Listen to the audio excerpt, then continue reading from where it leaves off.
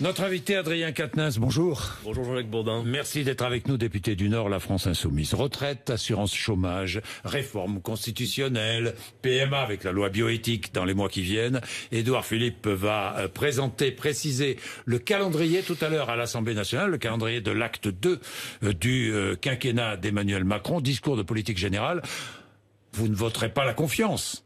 Non, il y a bien peu de chance. Surtout que sur le contenu, on a déjà quelques pistes de ce qui va être annoncé. Non, on ne voterons contre la confiance. C'est-à-dire que aussi le vote de confiance signifie votre position dans l'hémicycle. Est-ce que vous êtes dans la majorité ou l'opposition? Donc nous renouvellerons notre vote de notre entrée à l'Assemblée. Nous sommes un groupe d'opposition. Mais surtout, regardons le contenu de ce qui va être proposé. Alors moi, j'ai pas encore entendu le discours comme vous, mais on sait quelles sont les pistes. Et on sait que ce qu'on nous présente comme étant... Ce qu'on nous présente comme l'acte 2 du quinquennat de M. Macron, ça va être en réalité plus d'austérité. On nous annonce le durcissement des conditions d'indemnisation chômage, la retraite à 64 ans, la poursuite du gel du SMIC, la poursuite du gel de la rémunération des fonctionnaires. Bref, dorénavant, tout sera comme auparavant, Jean-Jacques Bourdin. Bien, alors on va regarder la réforme des retraites avant la fin de l'année. Ce qu'on en sait, parce qu'encore une fois, on ne sait pas tout, nous verrons. Fin des 42 régimes de retraite existants, avec un système universel en point. Et puis, c'est vrai qu'on garde l'âge légal de départ à 62 ans, d'après ce que l'on sait. Mais on devra travailler jusqu'à 64 ans pour toucher une pension pleine, avec une surcote au-delà de 64 ans pour améliorer sa pension, à condition de continuer à travailler. Voilà en gros ce qu'on sait. Mais oui, on n'en sait pas plus. Donc, du coup, regardons. D'abord, dire une chose. L'essentiel sur la réforme des retraites, qui nous est vendue au-delà de toute la technicité de la retraite par points, dont j'avais déjà eu l'occasion d'expliquer ici qu'en réalité, finalement, c'est le travail sans fin, parce que la retraite par points, vous n'avez pas de visibilité sur quel sera véritablement le montant de votre pension. Vous cumulez des points, et à la fin de votre carrière, en tout cas quand vous avez l'âge normalement légal de partir, 62 ans aujourd'hui, vous regardez quelle est la valeur de vos points et vous partez en retraite. Mais la réalité, c'est que on saura en permanence où on en est. Mais non, Jean-Jacques Bourdin, parce que Jean-Jacques Bourdin, non, parce que la valeur du point, vous devez le savoir, et si vous ne le savez pas, je vous le dis, la valeur du point peut être modifiée tout le temps. Donc par définition, vous n'aurez pas de visibilité sur ce qu'est votre pension. Mais surtout, vous dire une chose, le débat sur l'âge légal de départ, dans ces circonstances, est un faux débat, puisque si l'âge légal reste théorique à 62 ans, mais que tout est fait pour vous pourrir la vie de telle manière que vous êtes obligé de continuer à travailler, vous savez comme moi que si votre pension est une pension de misère, vous allez être incité à continuer. La réalité, c'est que c'est encore une manière de faire une entourloupe et de rallonger l'âge de départ. Et moi, je veux dire que j'ai un souci de fond avec ça. Parce que souvent, ça nous est présenté avec l'argument d'autorité qui consiste à dire « oui, mais on vit plus longtemps, alors va falloir travailler plus longtemps ». La vérité, c'est que l'espérance de vie a augmenté dans ce pays à mesure que la durée du temps de travail, dans la semaine ou dans la vie par l'âge de départ à la retraite, a diminué. Donc, il faut regarder ça de manière extrêmement précise. Et par ailleurs, Jacques Bourdin, moi, je vous mets en garde sur le fait que l'allongement de l'âge de départ à la retraite a un effet sur l'emploi et sur l'aggravation du chômage, aux deux extrémités de la vie active. Jean-Jacques Bourdin, dans ce pays, il y a à peu près 300 000 personnes de 60 ans qui ont leur 40 annuités et qui sont au chômage. 300 000 chômeurs de plus de 60 ans qui ont fait leurs 40 annuités. Ne pensez-vous pas qu'il serait temps pour eux de pouvoir enfin bénéficier de leur droit à la retraite quand à l'autre extrémité du marché de l'emploi, vous avez des jeunes qui peinent à s'insérer? Moi, je pense que sur les retraites, le gouvernement est en panne d'imagination. La réalité, c'est que pour financer la retraite et même la financer à 60 ans, ce que je continue de proposer avec la France Insoumise, nous avons des solutions, notamment par l'augmentation des salaires. Si vous augmentez les salaires de 1%, Jean-Jacques Bourdin, vous avez des cotisations sociales qui augmentent, vous remplissez les caisses, 1% d'augmentation salariale, 2,5 milliards de cotisations. Si vous créez de l'activité, comme nous voulons le faire, par exemple, avec la transition écologique, vous créez 100 000 emplois. Non, mais c'est pas une mince affaire. Vous créez 100 000 emplois. La transition écologique, tout le monde en parle. Tous les partis ont découvert, sont découverts écologiques. Mais tout le monde en parle. Et c'est bien d'ailleurs que tout le monde en parle. Il faut le dire. Moi, je me satisfais de voir que la question climatique est utile. Après, c'est comment on fait concrètement. Le vrai gardien de la transition écologique, c'est Yannick Jadot, ça vous en conviendrez, non? Ah mais attendez, qu'alone des résultats, qu'alone des élections, des résultats des élections. Même pas des résultats. En l'occurrence, c'est de ça dont on parle quand vous parlez d'Yannick Jadot aujourd'hui, c'est bien à l'aune du score des Verts. C'est clair que la question climatique a été assez centrale dans cette élection européenne et que par un effet assez mécanique, le vote est allé à ceux qui ont l'antériorité sur le sujet. Ceux qui défendent. Oui, mais alors après la question est véritablement mieux que tous les autres. Ça c'est vous qui l'appréciez. Non, c'est pas moi. Non, mais attendez. Mieux que vous, mais il y a un débat de fond qui a été inaudible dans cette campagne européenne sur la question climatique. Que tout le monde soit écologiste, Jean-Jacques Bourdin. Vous ne parliez que de référendum, vous, pendant toute la campagne. C'est faux. Pardon, Jean-Jacques Bourdin. Ah bon, on va en parler, mais si vous voulez, on va en parler, mais d'abord sur l'écologie. Jean-Jacques Bourdin, nous avons fait 10 mois de campagne programmatique, 500 réunions à travers tout le pays, et vous avez bien peu commenté notre programme et ce que nous disions sur le fond. Et ça n'est pas vrai. C'est notre faute. Attendez, si non, mais attendez, vous me faites le reproche en disant vous n'avez parlé que de référendum. Je vous dis, ça n'est pas vrai. Nous avons beaucoup parlé dans cette campagne d'écologie. Je termine juste. Pour moi, je vous dis sur la question climatique, le débat de fond qui persiste entre tous ceux qui se prétendent écologistes, c'est-à-dire à peu près tout le monde, vous en conviendrez. Oui, tout le monde. En réalité, c'est peut-on faire l'écologie si la toile de fond reste le libéralisme économique et le productivisme? Et moi, je vous réponds, c'est non. Quand le GIEC nous dit vous avez 12 ans pour changer de modèle économique, tout le monde comprend. Les Verts allemands. Et c'est un point de désaccord entre nous. Jean-Jacques Bourdin, vous pouvez être vous le plus vertueux individuellement. Vous pouvez trier vos déchets, venir à BFM TV en vélo. La réalité, c'est que quand 70% des émissions de gaz à effet de serre sont le fait de 20 multinationales, même si vous, moi et tous les individus sont extrêmement vertueux, c'est bien le système qui est en cause. D'ailleurs, les jeunes qui se mobilisent pour le climat ne s'y trompent pas. Ils ne disent pas, Monsieur Macron, s'il vous plaît, verdissez votre programme. Ils disent changez et changez vite de modèle économique. C'est ça qu'il s'agit de faire. Taxe sur toute l'utilisation d'énergie fossile. Mais taxe sur, on est bien d'accord. Mais taxe sur les poids lourds, taxe sur les avions, le kérosène des avions. Mais on est bien d'accord. Il y a quelques pistes parmi ce que vous proposez, mais supportez que l'écologie ne soit pas punitive. Non, mais vous êtes extraordinaire. Vous dites l'écologie ne doit pas être punitive, mais en même temps, il faut arriver à préserver notre planète. Je vois pas comment vous faites. Eh bien, je vous explique. Parce que personne n'a la solution. Eh bien, là, vous me donnez l'occasion de m'expliquer sur le fond, je le fais. Alors, allez-y. Moi, je prône l'idée que si nous avons 12 ans pour changer de modèle, comme le disent les scientifiques, ni vous ni moi, que je sache, ne sommes scientifiques, alors il faut s'y employer et s'y employer vite. Comme il y a cette question de l'urgence temporelle, je crois, Jean-Jacques Bourdin, que nous n'avons pas le temps d'attendre que les petits ruisseaux fassent de grandes rivières. Par conséquent, il faut des décisions politiques centralisées, passer à la planification écologique, faire la transition agricole, passer d'un modèle d'agriculture intensif en chimie à un modèle agricole intensif en emploi. Et figurez-vous que les brevets existent, les techniques existent. Bien sûr, ça ne répond pas aux injonctions du marché. Si, je pense qu'il faut absolument faire la transition énergétique et que c'est un vivier d'emploi considérable. Bien sûr, ça suppose de changer de modèle. Ça ne peut pas être l'exigence du marché en tout et pour tout. Mais nous pouvons le faire. Et tenez-vous, à mon avis, c'est plus enthousiasmant et plus créateur d'un horizon politique et d'emploi pour notre pays que de faire se poursuivre le modèle de la concurrence libre et non faussée qui nous mène droit dans le mur. Adrien Quatennens, parmi les réformes que le gouvernement va engager, lutte contre le gaspillage et pour l'économie circulaire.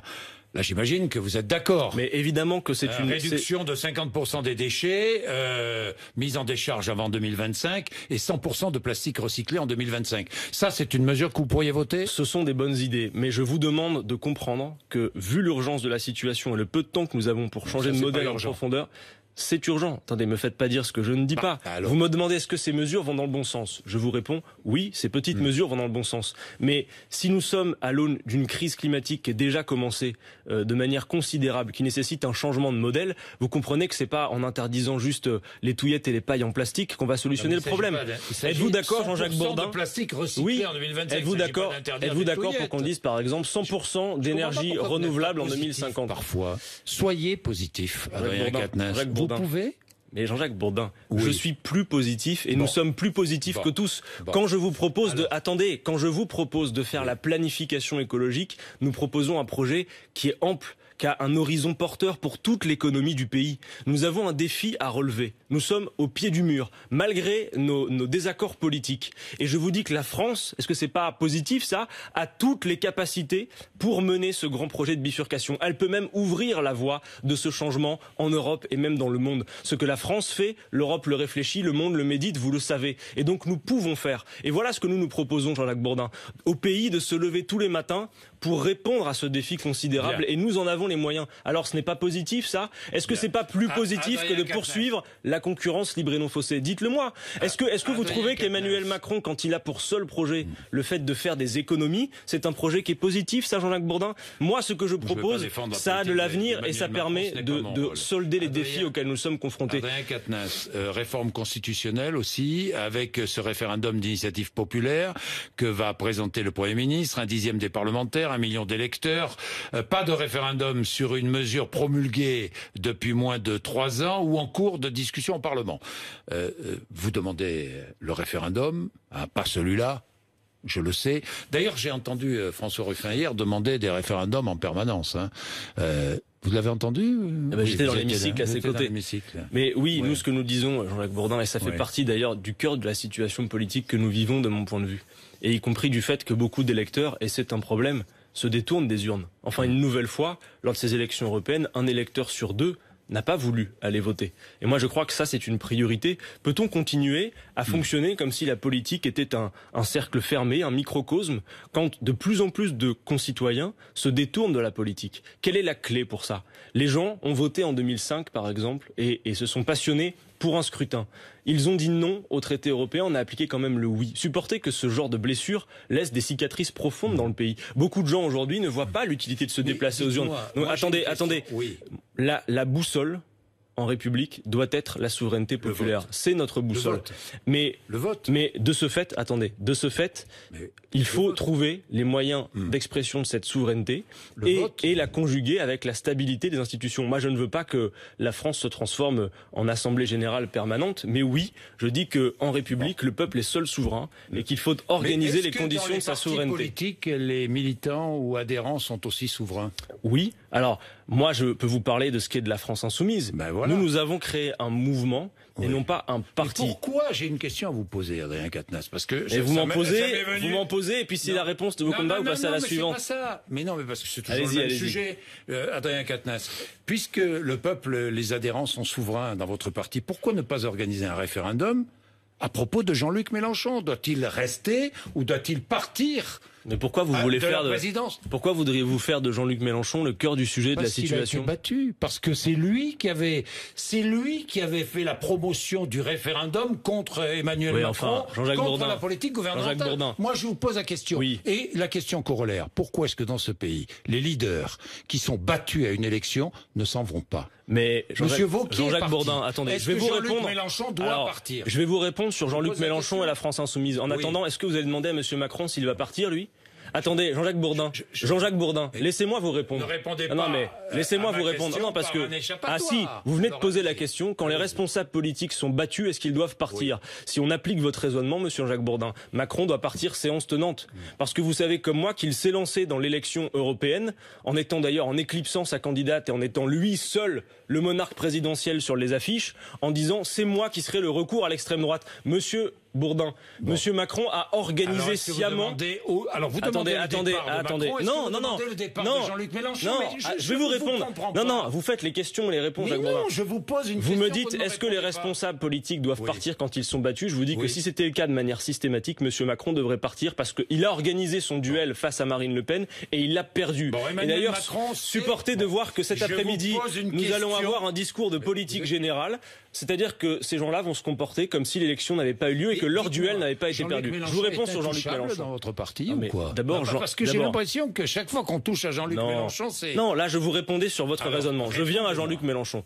Jean-Luc Mélenchon, Jean-Jacques Bourdin, y compris si vous faisiez un référendum au sein des Insoumis, je crois qu'il le gagnerait, largement. Attendez, mais l'organiser, ça veut dire considérer que l'analyse politique que nous faisons de ce qui vient de se passer tiendrait au fait que Jean-Luc Mélenchon serait le cœur du problème. Ça n'est pas sérieux, c'est une analyse extrêmement fainéante. Jean-Luc Mélenchon est celui qui, en 2017, a porté notre programme L'Avenir en commun, autour duquel 7 millions de personnes se sont regroupées aux portes du pouvoir. 19% présidentiel, 11% aux législatives et 6% aux européennes. Eh bien, quelle chute! C'est une chute, effectivement. Il faut pouvoir l'apprécier. C'est plus qu'une chute. Analyser les choses. Oui, mais ça n'est pas la chute d'un homme. Enfin, supporter que Jean-Luc Mélenchon est plutôt celui qui a porté à haut niveau notre courant politique. Et que s'il n'avait pas fait ce qu'il avait fait en 2017 en créant la France insoumise, nous en serions peut-être réduits à la situation italienne où tout le courant que nous représentons a disparu. Pas de discussion, il doit rester à la tête. Est-ce qu'il doit rester à la tête de la France insoumise? Mais Jean-Luc Mélenchon, aujourd'hui, est le président du groupe parlementaire à l'Assemblée. Il n'a pas de fonction en tant que tel interne à la France insoumise, mais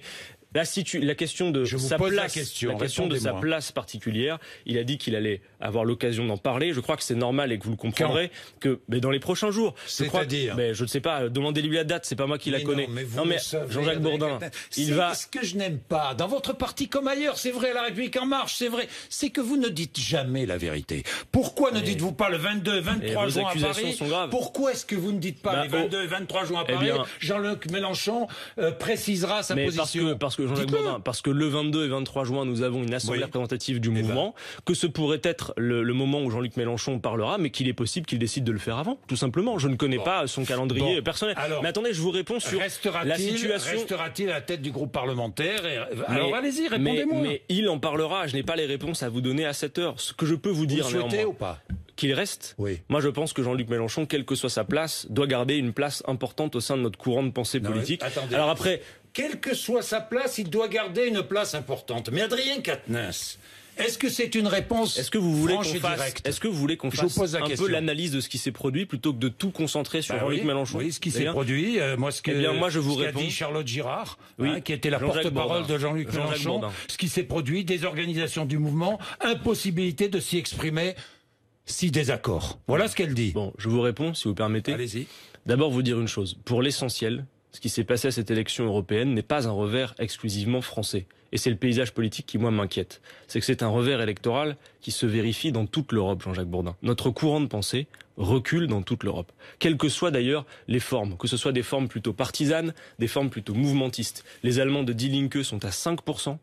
Et les Espagnols de Podemos ont pris 9 points dans la vue. Donc ce revers électoral, il est partout en Europe. Et la vérité, c'est que l'ancien clivage traditionnel gauche-droite, qui était marqué en France par la présence de 2 grands partis, LR et le PS, a été complètement aspiré, notamment ici en France par M. Macron, qui a substitué un nouveau clivage entre les prétendus progressistes et les nationalistes. Et par Marine Le Pen. Oui, eh bien, ce paysage politique fonctionne comme une nasse qui nous empêche d'aller au moment où nous allons véritablement prendre en charge les défis auxquels nous faisons face. Mais à gauche, les défis humains et les défis écologiques. Il faut reconstruire la gauche, s'unir et tout. Je vous réponds.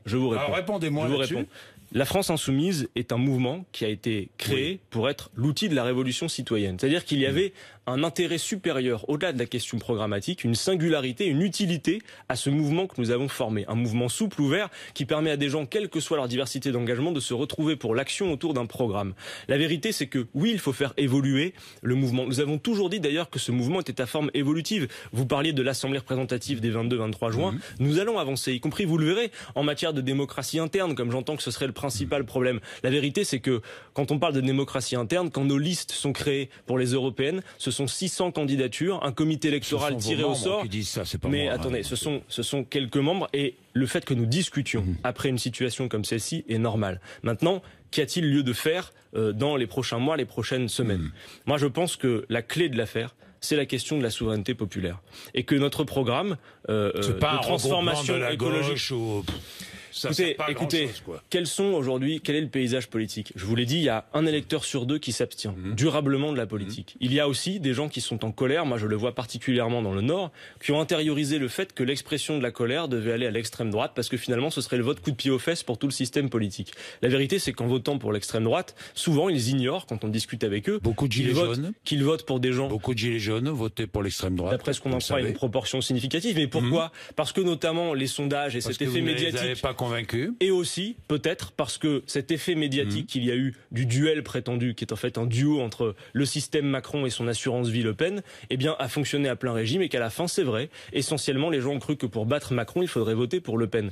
La vérité, c'est que ce faisant, ils votent pour des gens qui sont contre l'augmentation du SMIC, qui sont pour que nous travaillions plus longtemps. Est-ce que ceux qui m'écoutent et qu'on par colère voter pour Madame Le Pen savent qu'en le faisant, ils votent pour quelqu'un qui veut qu'il travaille davantage, qui veulent que le SMIC ne soit pas augmenté. Non, souvent, ils ne le savent pas. Donc, charge à nous de faire la démonstration que la colère est légitime. Vous ne leur avez pas suffisamment dit pendant la campagne. Mais Jean-Jacques Bourdin, nous avons passé 10 mois de campagne sur le fond à essayer de convaincre, dans une adversité généralisée. Est-ce que moi, je veux bien qu'on fasse... Vous savez, j'ai fait l'autocritique de notre mouvement. Est-ce qu'on peut faire un peu l'autocritique aussi de ce qui s'est produit en termes de finalement ce que la sphère médiatico-politique a donné à voir de cette campagne. Nous avons fait 10 mois de campagne sur le fond, des initiatives originales, nous avons des initiatives concrètes pour gagner des combats avec les gens dans les quartiers. Et la vérité, c'est qu'on a pu parler de rien et qu'on a fait face à une adversité particulière. Enfin, Jean-Jacques Bourdin, quand nous avons soutenu le mouvement des Gilets jaunes, pas pour en faire une boutique électorale, parce que ce mouvement dit quelque chose de la société, ses revendications sont justes. Et ce qui s'est produit, national qui en a fait une boutique oui, parce qu'a été organisé ce faux duel qui n'en est pas un entre l'extrême droite et l'extrême marché. Mais surtout, pendant la campagne, nous avons été tantôt repeints de violents, tantôt repeints de prétendus antisémites, alors que nous sommes des républicains antiracistes conséquents. Donc vous voyez quand même qu'il y a un traitement qui nous est réservé. Quand il y a la moindre défection à la France insoumise, cataclysme médiatique. Par contre, quand nous créons nos listes avec un comité électoral tiré au sort, vous ne demandez jamais de compte à la République en marche sur comment fonctionne la démocratie interne, ni à d'autres forces politiques. Donc moi, je veux bien entendre, et bien évidemment que la discussion est salutaire, qu'il faut faire évoluer notre mouvement, mais il faut le tourner vers l'extérieur. Parce que l'urgence politique ne se situe pas à l'intérieur des boutiques et des partis, mais dans les quartiers avec la population qui se détourne durablement de la politique. Et c'est elle la clé pour changer le paysage politique. Vous serez candidat à Lille, au municipal? Laissez-moi encore quelques semaines pour savoir si je propose ma candidature. La vérité, c'est que moi, je regarde tout ça avec beaucoup d'intérêt. Vous pourriez? Je me pose la question de savoir quelle est l'utilité de mon action dans les prochaines semaines. Plusieurs choses m'intéressent. Je me pose véritablement, Jacques Bourdin, et sans langue de bois, la question de quelle est mon utilité, comment je peux être utile à ma famille politique dans les prochaines semaines. Laissez-nous le temps d'analyser tout ça et de vous faire quelques annonces dans les prochaines semaines. Bien, merci Adrien. Merci à vous. Merci, 8h54.